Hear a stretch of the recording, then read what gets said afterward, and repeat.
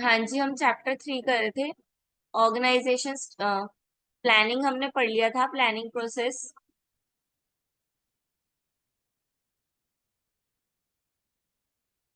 Then concept of organization है, ये कर लिया था। No ma'am. Okay. Then concept of organization. अब अब हम पढ़ने जा रहे हैं कि ऑर्गेनाइजेशन क्या होता है। ऑर्गेनाइजेशन क्या है? जहां पर डिफरेंट डिफरेंट पीपल्स काम करते हैं एक पर्टिकुलर गोल को अचीव करने के लिए। ठीक है। ऑर्गेनाइजेशन क्या है? ग्रुप ऑफ पीपल है, यूनिटी ऑफ पीपल है, जहां पर वो लोग काम कर रहे हैं। किसके लिए काम कर रहे हैं? एक पर्टिकुलर, एक सिंगल ऑब्जेक्ट को अचीव करने के लिए। ठीक है। लिखा है pursuing collective object. Collective object यानी कि एक ऑब्जेक्ट है जिसको इन सबने कलेक्टिवली मिलके अचीव करना है। ठीक है।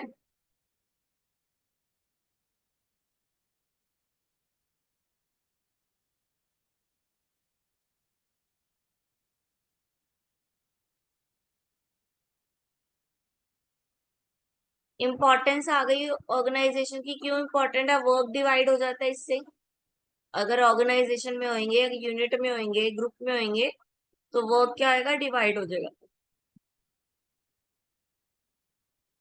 इस्टेब्लिश रिलेशनशिप, रिलेशनशिप बढ़ेगी, रिलेशनशिप बनेगी लोगों के साथ। ठीक है, क्योंकि सब अलग अलग जगह से आए हैं, अलग अलग लोग हैं, अलग अलग थिंकिंग है, तो हमारी रिलेशनशिप बढ़ेगी।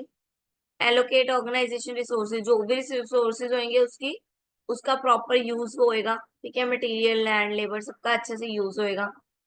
Then formal line of authority, यानी कि जो लाइन ऑफ अथॉरिटी होगी वो फॉर्मल होगी, लाइक ऑफिस टाइप होगी। आप इनफॉर्मल नहीं होगे, आप गप्पे नहीं मार रहे होगे, आपको काम पता है कि आपको काम करना है, तो आप फॉर्मल तरीके से काम करो।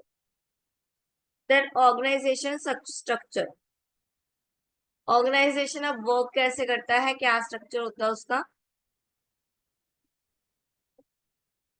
कैसे वर्क करता है? लाइन ऑफ अथॉरिटी के अकॉर्डिंग वर्क करता है। ठीक है, जैसे अपर लेवल, मिडल लेवल और lower level, that is the organization line of authority. ठीक है, अकॉर्डिंग टू लाइन वैसे वैसे वो वर्क करे। ठीक है। Significance of organizational structure.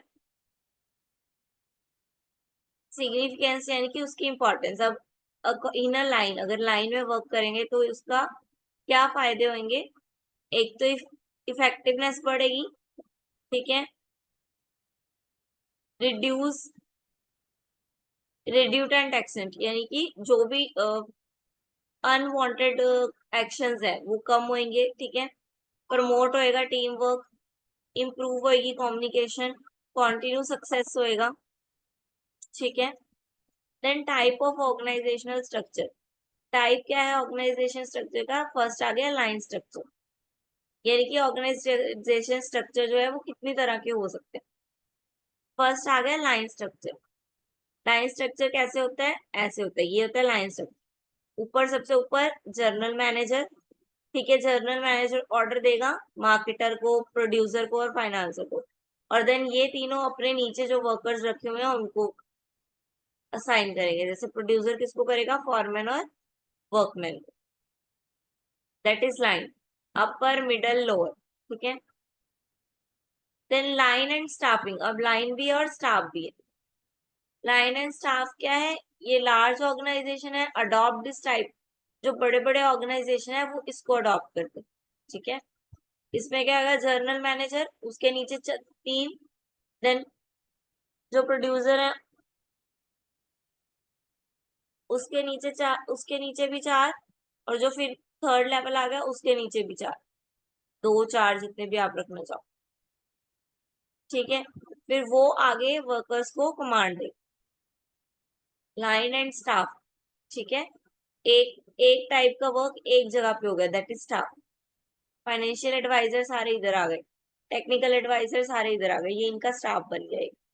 ठीक है।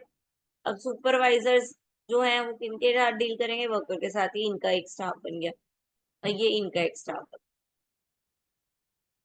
Then flat structure. Flat structure में क्या है? सिर्फ एक सीईओ है और वो बाकी सबको कमांड दे रहा है बस। फ्लैट है यानी कि सब एक ही लाइन में। मार्केटिंग, प्रोडक्शन, ह्यूमन, सब एक ही लाइन में। देन टॉल स्ट्रक्चर, ये देखो ये टॉल स्ट्रक्चर, टॉल होता है लंबा, तो ये नीचे के नीचे, नीचे के नीचे, नीचे के नीचे, ठीक है। मैनेजिंग, उसके चार, फिर उसके जो साइट ऑपरेटर है उसका, ये मतलब एक का दिया हुआ अभी सिर्फ साइट ऑपरेटर का, इन सबके भी सेम ऐसे ही होते हैं। फाइनेंस का अलग, फिर उसके नीचे अलग, फिर उसके नीचे अलग, ठीक है, उसको बोलते हैं टॉल। हर एक पर्सन के नीचे इतना बड़ा ऑर्गेनाइजेशन, एक स्ट्रक्चर के नीचे ही पूरा स्ट्रक्चर चल रहा है, दैट इज टॉल, ठीक है। ये सिर्फ साइट ऑपरेटर के, डायरेक्टर्स के, उनके नीचे अंडर के पर्सन्स है। इसी तरह पर्सनल डायरेक्टर के अंदर भी डिफरेंट डिफरेंट पर्सन आएंगे, फिर उनके अंडर नीचे डिफरेंट डिफरेंट पर्सन आएंगे, फिर उनके अंडर नीचे डिफरेंट डिफरेंट पर्सन आएंगे। देन फंक्शनल यानी कि फंक्शन के बेस पे, ठीक है, जो जो वो परफॉर्म कर रहे हैं उसके बेस पे ऑर्गेनाइजेशन, ठीक है। सबसे ऊपर आ गया प्रेसिडेंट, ठीक है। नेक्स्ट अब फंक्शंस आ गए। फंक्शन कौन कौन से हो गए? Research and development, finance, marketing, division, ये चार फंक्शन हो, इन चार डिपार्टमेंट हो गए प्रेसिडेंट के नीचे। अब ये जो फंक्शन है उनके अकॉर्डिंग डिपार्टमेंट, ठीक है। इसका फंक्शन क्या क्या है? डिजाइन करना, डेवलप करना, टेस्टिंग करना, तीनों का अलग अलग डिपार्टमेंट। फिर फाइनेंस का तीन फंक्शन, उनके अलग डिपार्टमेंट। मार्केटिंग के दो फंक्शन, उनके अलग department, according to function department बना। डिविजनल स्ट्रक्चर, डिविजनल में डिवीजन बना देना, division x, division y, division z, उनके अंडर जो जो आपने रखना है वो। फिर चेक करेंगे कौन सा डिवीजन बेटर वर्क कर रहा है, ठीक है, उसको प्रमोट करेंगे। देन मैट्रिक्स स्ट्रक्चर में क्या होता है? एक से दूसरा, दूसरे से तीसरा, तीसरे से चौथा, ऐसे, ठीक है।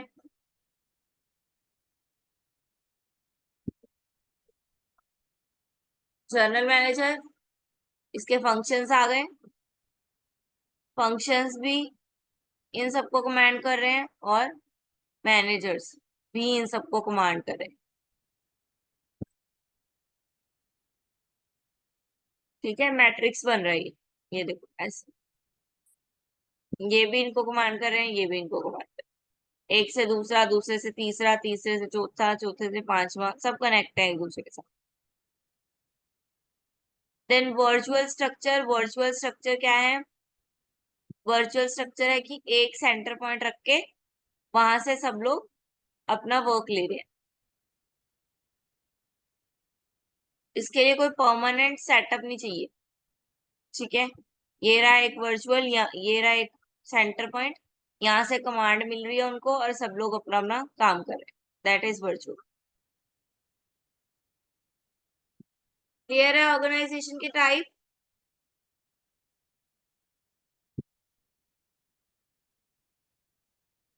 Yes, ma'am.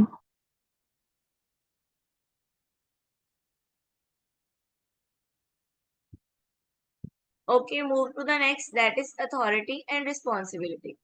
हाँ जी, अथॉरिटी और रिस्पॉन्सिबिलिटी में क्या फर्क है? एनीबडी? पढ़ो यहाँ से और बताओ, अथॉरिटी और रिस्पॉन्सिबिलिटी।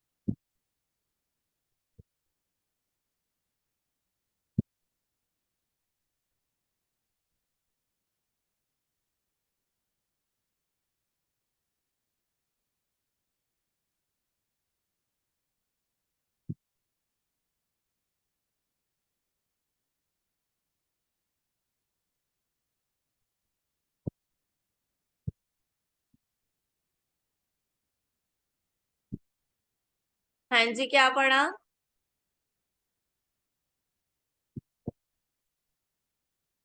देखो, अथॉरिटी क्या होती है? अथॉरिटी होती है एक पावर, ठीक है।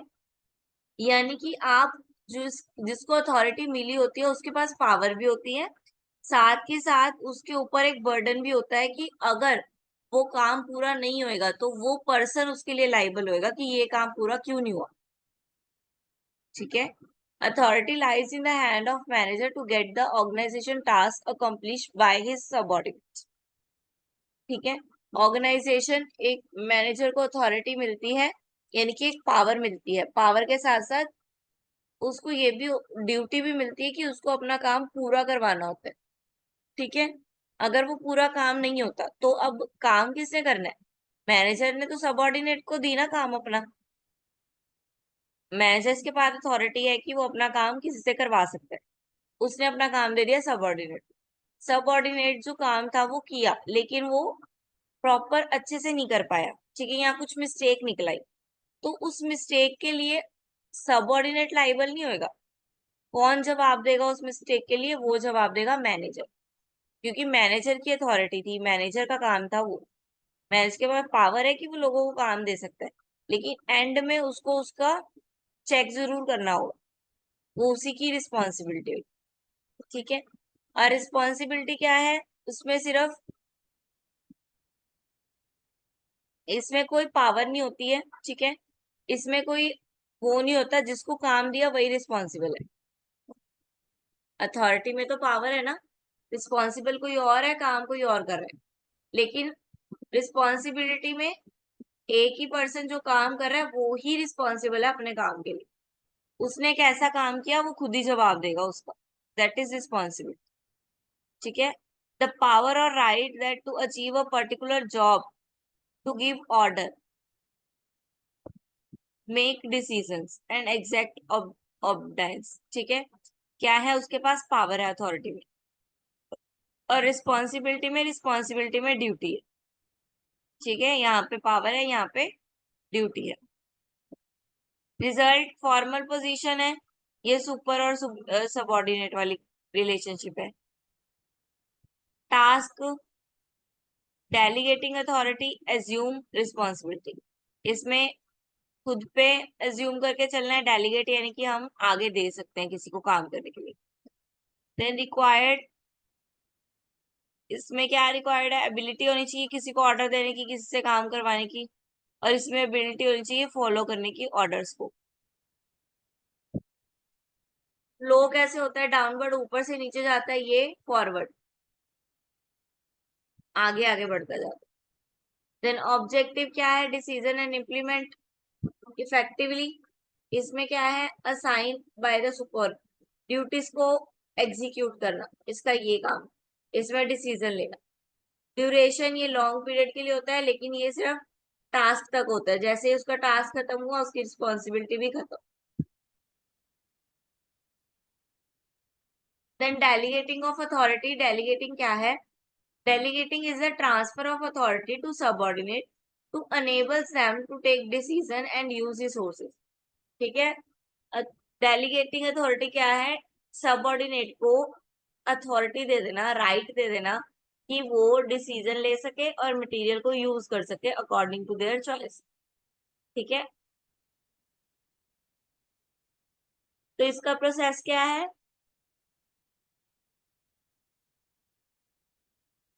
फर्स्ट क्या करना है? Assigning of task need to B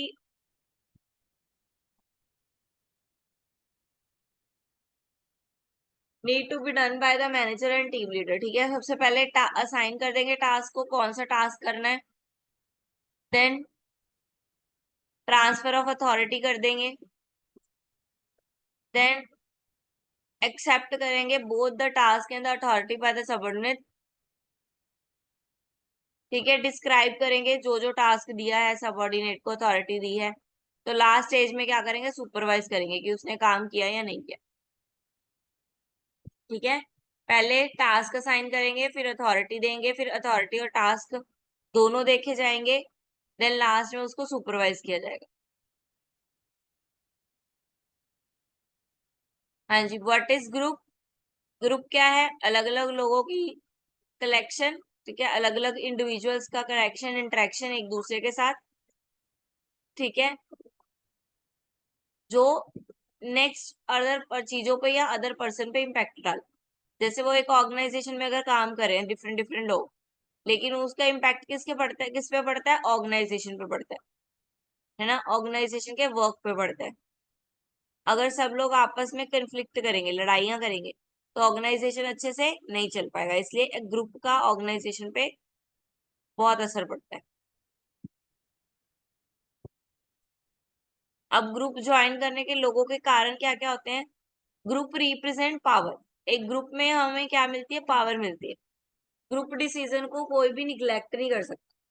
यहाँ पे अगर एक पर्सन बोल रहा है, सिंगल पर्सन, तो वो निग्लेक्ट हो सकता है, लेकिन एक पूरा ग्रुप बोल रहा है तो निग्लेक्ट नहीं होएगा। फॉर अचीविंग गोल्स, ग्रुप क्या क्यों बनाया जाता है? हम अपने गोल को अचीव करने के लिए बनाते हैं। Then affiliated with group can meet one social need. हमारी सोशल नीड, हमारी जो एक दूसरे से घुलने मिलने की नीड है, बातें करने की नीड है, वो भी क्या है? यहाँ से पूरी होती है। Self estimate transfer people feeling of self worth, ठीक है, सेल्फ एस्टीम की जो है वो ट्रांसफर हो जाती है किसमें? पीपल वर्थ में, ठीक है, लोगों की फीलिंग में, लोगों के इमोशंस में वो ट्रांसफर हो जाती है। स्टेटस एंड रिकॉग्नाइजेशन, जब हम ग्रुप में काम करते हैं तब हमें स्टेटस का और रिकॉग्नाइजेशन का भी रहता है ना, स्पेसिफिक ग्रुप के अंदर सबको रहता है कि उनको रिकॉग्नाइजेशन और स्टेटस मिले। देन ग्रुप के टाइप आ गए, फर्स्ट आ गया primary and secondary. Primary and secondary कैसे हो गया? प्राइमरी में क्या आएगा? When an individual directly interact with other member, ठीक है, जब डायरेक्टली इंटरेक्ट करते हैं, फेस टू फेस इंटरेक्ट करते हैं, ठीक है, एक मेंबर दूसरे मेंबर से आराम से बात कर पा रहे, दैट इज प्राइमरी। और सेकेंडरी में क्या है? इनडायरेक्टली, लाइक फोन के थ्रू, ठीक है, या जीमेल के थ्रू, जैसे भी, that is indirect, that is secondary. Then formal and informal, formal में जब पीपल कनेक्ट करें ऑर्गेनाइजेशन के गोल को अचीव करने के लिए, जिसमें ऑर्गेनाइजेशन रिलेटेड और प्रोजेक्ट रिलेटेड बातें होती, हो गया फॉर्मल। इनफॉर्मल, ठीक है, फॉर्मल के भी टाइप आ गए, कमांड, जिसमें ऊपर से कमांड आ रही है। टास्क, जो टास्क ओरिएंटेड, एक टास्क कंप्लीट करना है बस, उसके लिए बनाया जाता है। कमेटीज, ठीक है, किसी प्रोजेक्ट, किसी ग्रुप को कॉमन डिसीजन के लिए। इनफॉर्मल आ गया। अब इनफॉर्मल क्या होता है? जब लोग आपस में चिट चैट करते हैं, बातें करते हैं, लाइक जब लंच का टाइम होता है, ठीक है, लंच के टाइम में वो अपनी बातें कर सकते हैं, अपने एक दूसरे से ओपिनियन शेयर कर सकते हैं, तो वो हो गया informal. Then in interest group, interest group यानी कि जो ग्रुप का एक कॉमन पर्पस होता है, कॉमन इंटरेस्ट है। फ्रेंडशिप ग्रुप, जो फ्रेंडशिप करने के लिए बनाया जाता है, सोशल नीड को फुलफिल करने के लिए। देन क्लूज, क्लूज क्या है? Few cliques join hand to form a small group. एक छोटा ग्रुप बनाने के लिए कुछ लोग ज्वाइन करते हैं, तो उसको बोलते हैं स्क्यूज। सब स्क्यूज क्या हो गया? Few organization employees have some non organize employees, कुछ ऐसे भी होते हैं जो नॉन एम्प्लॉयज होते हैं, ठीक है, वो क्या बनाते हैं? वो उनका ग्रुप जो होता है वो सब क्यू, जैसे auditor, auditor is a non organization, उसका जब ऑडिटिंग करने की बारी आएगी तभी बुलाया जाता है, तो उनका जब ग्रुप बनाया जाता है, दैट इज सब क्यू। Then membership and reference group, जो मेंबरशिप में रह के काम कर रहे हैं, ठीक है, जो रेफरेंस एक दूसरे से रेफर करके काम कर रहे हैं। Then group and as large group, small group and large group, जब 3 से 10 लोगों के बीच का होगा तो वो स्मॉल होएगा, 10 से ज्यादा लोगों का वो होएगा large. Organize and unorganize, organize यानी कि डिसिप्लिन में वर्क करेंगे, एक मैनर्ड में वर्क करेंगे, और अनऑर्गेनाइज की नॉन फॉर्मल होएगा।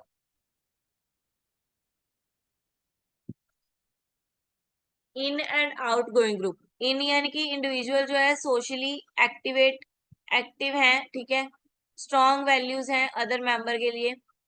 आउट ग्रुप यानी कि non int group, inter group exchange of value, ठीक है, हम ग्रुप के अंदर रहकर अपनी वैल्यूज को एक्सचेंज नहीं कर रहे हैं, तो आउटर ग्रुप हो गया।